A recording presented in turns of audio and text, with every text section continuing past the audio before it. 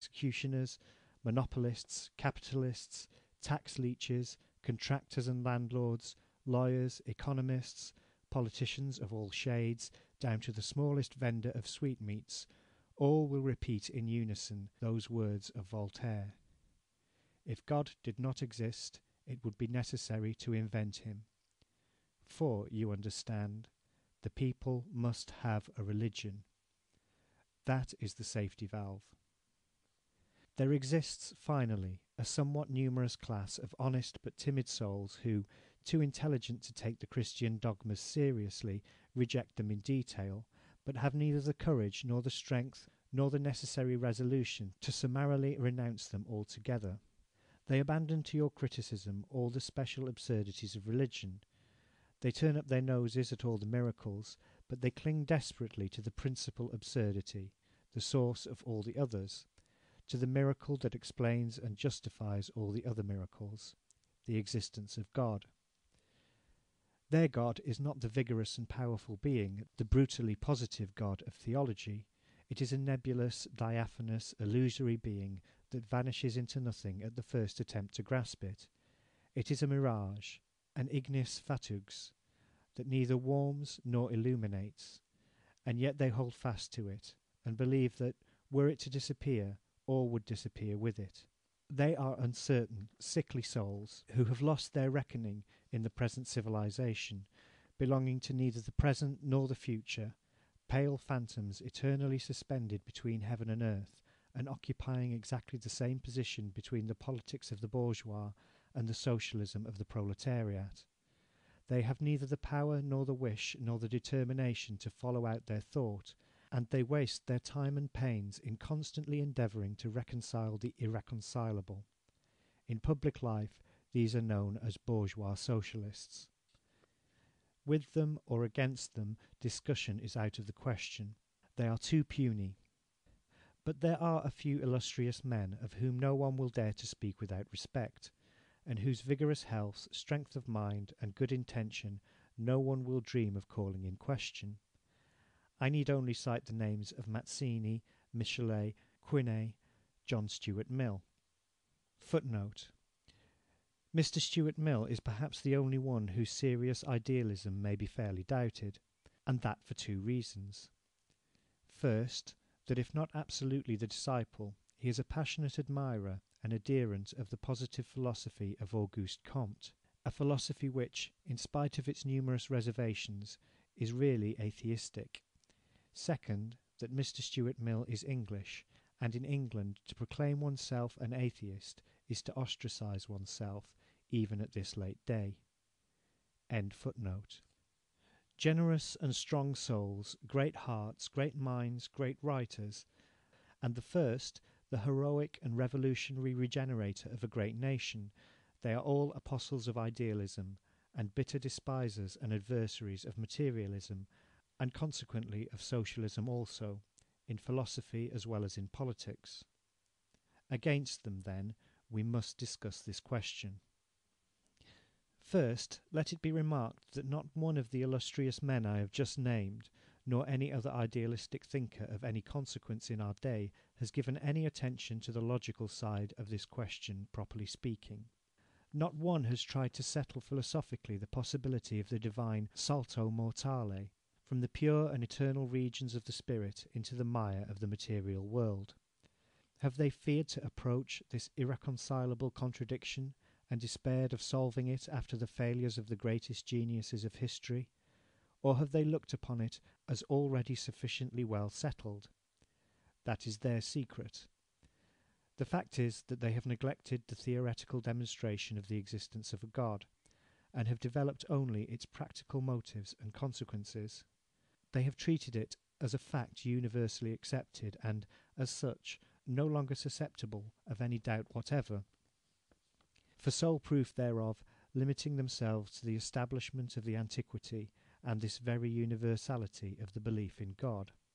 This imposing unanimity, in the eyes of many illustrious men and writers, to quote only the most famous of them who eloquently expressed it, Joseph de Maistre, and the great Italian patriot Giuseppe Mazzini, is of more value than all the demonstrations of science, And if the reasoning of a small number of logical and even very powerful but isolated thinkers is against it, so much the worse, they say, for these thinkers and their logic. For their universal consent, the general and primitive adoption of an idea has always been considered the most triumphant testimony to its truth. The sentiment of the whole world, a conviction that is found and maintained always and everywhere, cannot be mistaken. It must have its root in a necessity absolutely inherent in the very nature of man. And since it has been established that all peoples, past and present, have believed and still believe in the existence of God, it is clear that those who have the misfortune to doubt it, whatever the logic that led them to this doubt, are abnormal exceptions, monsters. Thus, then, the antiquity and universality of a belief should be regarded, contrary to all science and all logic, as sufficient and unimpeachable proof of its truth. Why?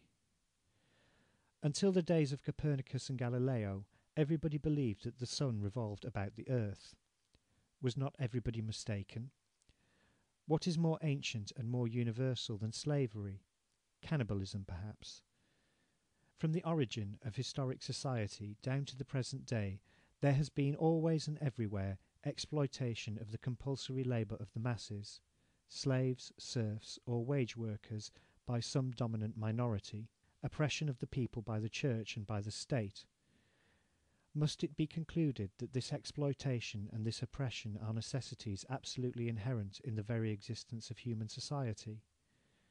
These are examples which show that the argument of the champions of God proves nothing. Nothing, in fact, is as universal or as ancient as the iniquitous and absurd. Truth and justice, on the contrary, are the least universal, the youngest features in the development of human society. In this fact, too, lies the explanation of a constant historical phenomenon, namely the persecution of which those who first proclaim the truth have been and continue to be the objects at the hands of the official, privileged and interested representatives of universal and ancient beliefs, and often also at the hands of the same masses who, after having tortured them, always end by adopting their ideas and rendering them victorious. To us materialists and revolutionary socialists, there is nothing astonishing or terrifying in this historical phenomenon. Strong in our conscience, in our love of truth at all hazards, in that passion for logic which of itself alone constitutes a great power and outside of which there is no thought, strong in our passion for justice, and in our unshakable faith in the triumph of humanity over all theoretical and practical bestialities, strong, finally, in the mutual confidence and support given each other by the few who share our convictions, we resign ourselves to all the consequences of this historical phenomenon, in which we see the manifestation of a social law as natural, as necessary, and as invariable as all the other laws which govern the world. This law is a logical, inevitable consequences of the animal origin of human society. For in face of all the scientific, physiological, psychological, and historical proofs accumulated at the present day, as well as in the face of the exploits of the Germans conquering France, which now furnish so striking a demonstration thereof, it is no longer possible to really doubt this origin. But from the moment that this animal origin of man is accepted, all is explained.